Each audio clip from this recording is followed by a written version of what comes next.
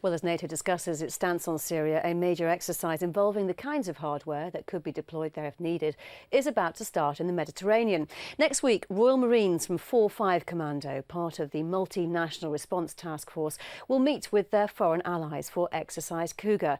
Today, they've been practicing the art of amphibious warfare ahead of the 2-month deployment. James Banks reports from Plymouth.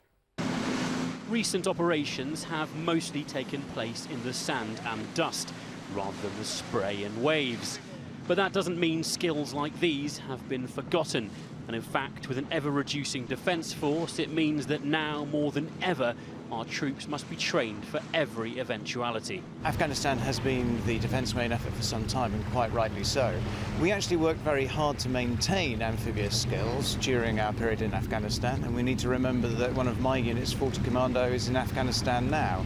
But it is true that there is a refocusing now, and this is an opportunity to really get under the skin of these skills and go into them in perhaps a little bit more depth.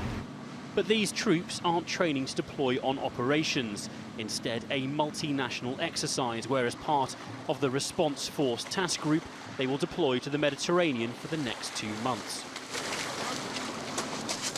It's a great opportunity to train. It's a great opportunity to show the versatility of the Response Force Task Group, the RFTG, to see how adaptable we are. It's a great opportunity to go and train alongside future partners in any sort of mission that we might partake in. And that's the key for these troops, any sort of mission. They're tasked to respond to the unexpected. Last year's exercise saw the group reassigned to assist with the conflict in Libya. Roll on 18 months and here we are again with political unrest in the region, but this time to the east in Syria.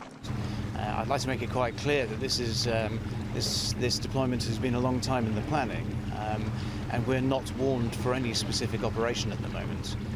But the ability to react is a Marine stock in trade. It could turn into a further deployment anywhere in the world doing anything. We're a versatile, adaptable, integrated force, and we're the crystal in which everything else is going to form.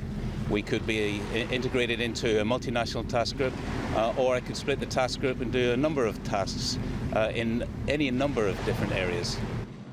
The MOD maintains this deployment to the Mediterranean has nothing to do with the current political tensions within the region, but with NATO showing an increased interest in the situation in Syria, it does mean these troops will be fully trained, poised and ready if required. James Banks, Forces News, Plymouth.